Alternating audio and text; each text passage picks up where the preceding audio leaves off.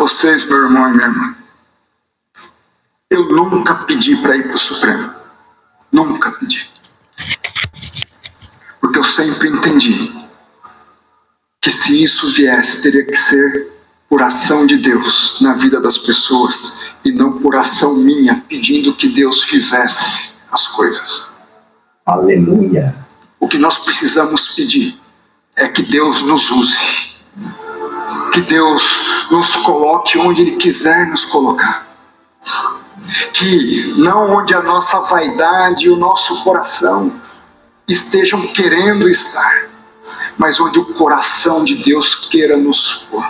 Durante uma ministração na Igreja Presbiteriana de Pinheiros, o ministro André Mendonça surpreendeu a todos com suas palavras. Ele falou abertamente sobre sua indicação à Corte Maior do país e afirmou que, em nenhum momento, pediu para ocupar esse cargo.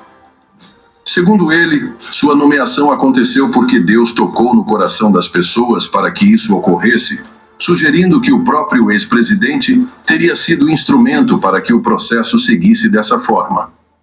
Além de ocupar um dos cargos mais altos do judiciário, Mendonça também é pastor evangélico. Sua indicação partiu do ex-presidente. Deixa eu confessar algo para vocês, meu irmão e minha irmã. Eu nunca pedi para ir para o Supremo. Nunca pedi. Porque eu sempre entendi que se isso viesse, teria que ser por ação de Deus na vida das pessoas e não por ação minha, pedindo que Deus fizesse as coisas. O que nós precisamos pedir é que Deus nos use, que Deus nos coloque onde Ele quiser nos colocar, que não onde a nossa vaidade e o nosso coração estejam querendo estar, mas onde o coração de Deus queira nos pôr. Amém, Jesus. Meu irmão e minha irmã, é legítimo você ocupar posições, é legítimo você entrar na política, é legítimo você querer governar e fazer boas coisas para a sociedade. Mas não se curve, senão aos pés de Jesus Cristo. Não se curve a circunstâncias, não se curve a homens, não se curvem, porque o diabo usa essas circunstâncias e usa esses homens para querer nos afastar de Deus. Meu irmão e minha irmã, por mais alto que seja uma posição, é o pior lugar do mundo se Deus não estiver com você e você não estiver com Deus. Ao invés de ser motivo de bênção, é motivo de maldição, de perdição. Terceira tentação sobre o poder espiritual. E ai de nós, líderes da igreja. O diabo leva Jesus ao pináculo do templo. Está vendo isso aqui, Jesus? Milhares de pessoas viviam no templo. Lança-te daqui. Os anjos virão, te recolherão nos braços, e toda essa multidão vai ter certeza que você é o Filho de Deus, que tem poder não só sobre o que nós vemos, mas sobre o que é espiritual, sobre os anjos, sobre o mundo espiritual.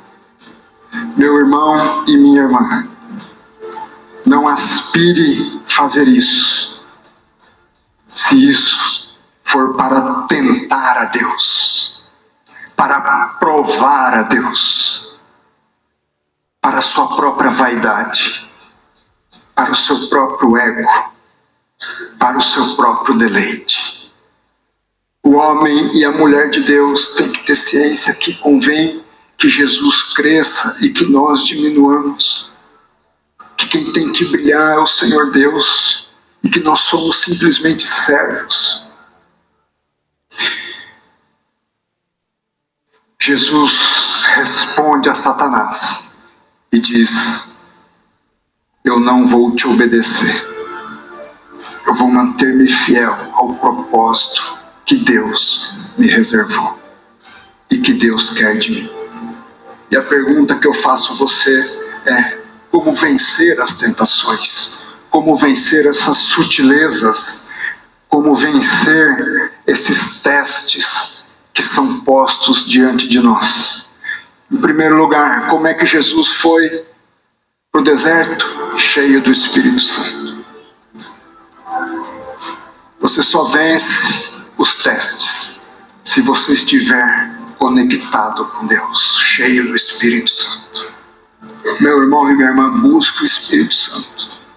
Ele é poder para salvar, para libertar, para nos guardar, nos proteger e nos fazer avançar. Em segundo lugar, adote a perspectiva de Deus para o exercício de qualquer poder. Qual é a perspectiva de Deus para que nós exerçamos qualquer poder? Econômico, político, institucional, religioso. Está lá em Mateus capítulo 20, versos 25 a 28. Jesus, porém, chamou-os para junto de si e lhes disse: sabei que os governadores dos gentios os dominam, e os seus grandes exercem autoridade sobre eles. Não será assim entre vós. Antes, qualquer entre vós que quiser tornar-se grande, será o que vos sirva. Aleluia. Os últimos serão os primeiros. Você quer ser grande diante de Deus? Tenha o coração a serviço do nosso Senhor. É assim que Deus quer que nós lidemos com o poder. Você não está na posição e eu não estou na posição em que estou, seja como pastor, seja como magistrado, para exercer poder, mas para servir. Coloque o seu coração a serviço. Quando você vê uma ponta de vaidade querendo sair, cuidado. Cuidado. Não dê brecha. Em terceiro lugar, mantenha-se fiel ao propósito de Deus para a sua vida. Esteja cheio do Espírito Santo. Lide com o poder como Deus quer que nós lidemos. Mantenha-se fiel aos propósitos de Deus para a sua vida. Mas pastor, como é que eu Amém. propósitos de Deus para a minha vida? Como é que Jesus responde ao diabo nas 3 tentações? Com a palavra. Busquemos na palavra. Aqui, a palavra de Deus é o nosso guia, é o nosso norte, é o nosso parâmetro de conduta. A Constituição Universal de Deus é a palavra. Que Deus tem um propósito para todos nós. Deus te deu dons, Deus te deu talentos. E quando Ele nos prova para nos dar mais talentos, para fortalecer os nossos dons, para que nós não enterremos de um lado os nossos talentos e nem os utilizemos de modo distinto ou que não seja para a honra e para a glória de Deus. Siga esses caminhos, siga esse propósito e Deus estará conosco em todos os testes. Diz Paulo em 1 Coríntios 10, 13, que não vos sobreveio nenhuma tentação, senão humana, mas fiel é Deus, o qual não deixará que sejais tentados acima do que podeis resistir. Antes, com a tentação, nos dará também um meio de saída, um livramento, para que todos nós possamos suportar. Jesus foi tentado para transformar pedra em pão, mas Ele o fez quando era para fazer para a glória de Deus, para servir aos propósitos de Deus. Quando era para isso, Ele transforma água em vinho e Ele multiplica pães e peixes. Ele manda Pedro lançar as redes depois de estarem exaustos. E vem o suprimento para as suas necessidades. Espere o milagre em Deus. Eu sei que é difícil passar por provas financeiras. Eu sei que é difícil começar o mês já estourado no cheque especial. Eu sei que é difícil não ver a luz no fim do túnel. Mas entenda. Eu percorro a Bíblia de Gênesis a Apocalipse e não vi o justo mendigar o pão. Você não vai mendigar o pão. Confie em Deus. Trabalhe. Se dedique. Está cansado, mas levanta. Volte a estudar. Volte a se preparar. Peça ajuda a um irmão, uma irmã. Peça apoio aos irmãos da fé. Mas não se curve àquilo que não agrada a Deus. O mesmo Jesus que não se curvou diante da proposta para que governasse o mundo, como já havia sido anunciado no Salmo capítulo 2, versos 7 e 8. Quando o salmista diz que o Senhor proclama um decreto e diz: Tu és o meu filho, eu hoje te gerei. Pede-me, e eu te darei as nações por herança, e as extremidades da terra por possessão. Deus pode te dar, mas não aceite a proposta mais fácil. O mesmo Jesus que se recusou a lançar-se do pináculo do templo para que os anjos o guardassem e o servissem, quando vai ser preso no Getsêmani, diz a Pedro, quando Pedro lança a mão da sua espada: Pedro, acaso pensas que não posso rogar a meu Pai e Ele me mandaria neste momento mais de 12 legiões de anjos para me livrarem? Jesus, ressurreto, elevado aos céus, assentou-se à direita de Deus Pai e está sentado à direita de Deus Pai Todo-Poderoso, onde governa. Governa não o mundo, governa o universo. Amém. E Ele há de voltar com seus anjos para nos resgatar. E Ele vai perguntar: como é que vocês reagiram? Como vocês se comportaram nos testes que eu fiz para vocês? E virão galardões. E virão bênçãos. E nós usufruiremos da sua companhia por toda a eternidade. Ele governa, governou e sempre governará. Meu irmão e minha irmã, seja fiel no pouco.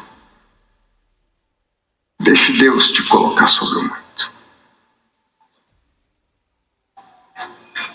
Atribua essa glória a Deus, não a você mesmo. Deixe ser obra de Deus, não do seu coração. Eu peço e eu oro que Deus o ajude, e Deus nos ajude e me ajude a saber enfrentar as provas. Você sabe como que o ouro é purificado? No fogo. É assim que nós somos purificados. As provas vêm para que nós sejamos purificados. Nós nos tornemos a imagem e semelhança de Deus, para que Ele faça a obra que Ele quer fazer na sua vida, na igreja, e através da sua vida, e através da igreja. Baixe o seu coração, coloque a sua cabeça inclinada, vamos orar a Deus. Pai, obrigado, porque Jesus venceu a tentação. Adão e Eva, em contrapartida, tentados pela serpente, não apenas para comer uma fruta, mas com as palavras: comam e vocês se tornarão como Deus. O diabo trabalha na sutileza do coração humano, mas o Senhor trabalha nas profundezas do nosso coração.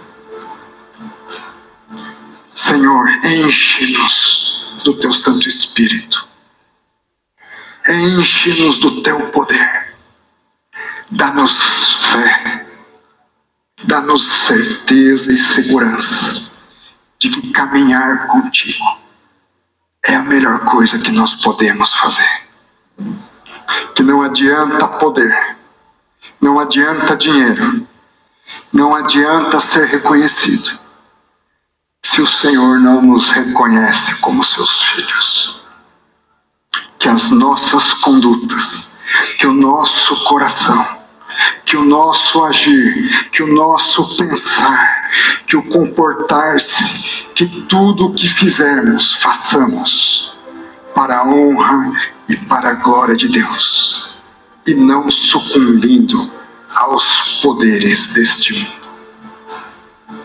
Senhor Deus, faça morada em nós.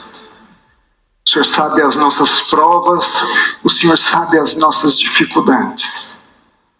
Nós reconhecemos que não somos nós que vencemos a tentação, mas é o Senhor quem provê o livramento. Mas nós precisamos estar arraigados em Ti. Que o Senhor esteja unido a nós e que nós possamos superar dia a dia as adversidades, as tentações, as propostas, as sutilezas que visam nos afastar de Ti. Que nós possamos ser testemunhas do Deus vivo e do poder que há em Cristo Jesus. Em nome de quem nós oramos. Amém. Amém. Que Deus nos abençoe.